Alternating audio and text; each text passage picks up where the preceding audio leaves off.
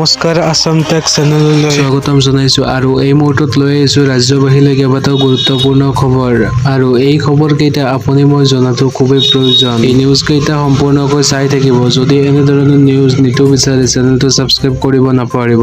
এতিয়া লৈ আহিছো আপোনালোকৰ মাজত আজিৰ দিনটোৰ প্ৰথমটো খবৰ। 2 অক্টোবৰৰ পৰা মিছন বসুন্ধৰা 2.0 চৰকাৰী মাটিত থকা খিলঞ্জীয় লোকে পাব মাটিৰ পাট্টা। এই কথা মুখ্যমন্ত্ৰী হিমন্ত বিশ্ব শৰ্মাই জনায়। 2 অক্টোবৰ তাৰিখৰ পৰা আমি মিছন বসুন্ধৰা 2 আমি আৰম্ভ কৰিম। এইবাৰ আমাৰ লক্ষ্য কি হ'ব?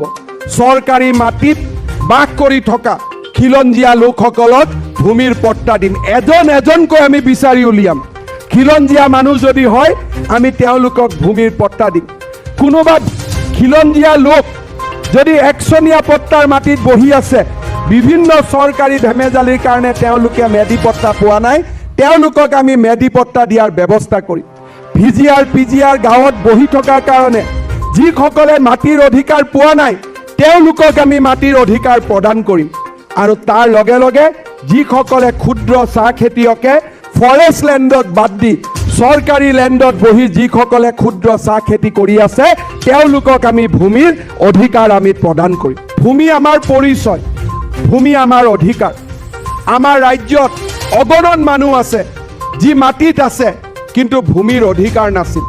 মিছন বসুন্ধৰা 1ৰ জৰিয়তে আমি 7 লাখ মানুহৰ ভূমিৰ সমস্যা আমি চৰকাৰৰ এটা বছৰৰ ভিতৰত আমি সমাধান কৰিব পাৰিম। এইবাৰ লৈ আহিছোঁ আকৌ এটা গুৰুত্বপূৰ্ণ খবৰ লৈ। পুনৰ ৰাজ্যত ৰেড এলাৰ্ট, বতৰক লৈ পুনৰ ৰেড এলাৰ্ট। আগন্তুক 3 দিনলৈ ৰাজ্যত ধাৰাসাৰ বৰষুণ, বজ্ৰপাতৰ সতৰ্কবাণী। পুনৰ 19 তাৰিখলৈকে প্ৰচণ্ড বৰষুণৰ সতৰ্কবাণী বতৰ বিজ্ঞান কেন্দ্ৰৰ। অসমৰ লগতে উত্তৰ পূবৰ কেইবাখনো চুবুৰীয়া ৰাজ্যত বৰষুণক লৈ সতৰ্কবাণী। অসম, মেঘালয়, অৰুণাচল, মিজোৰাম, ছিকিমত প্ৰবল বৰষুণ হোৱাৰ আশংকা।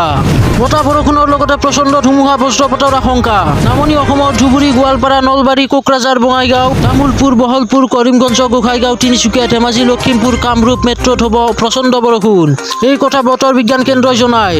বৰষুণ, ধুমুহা, গাজনিৰ ফলত বিস্তৰ ক্ষতি হোৱাৰ আশংকা। ৰেড এলাৰ্ট জাৰি কৰিছে বতৰ বিজ্ঞান কেন্দ্ৰই।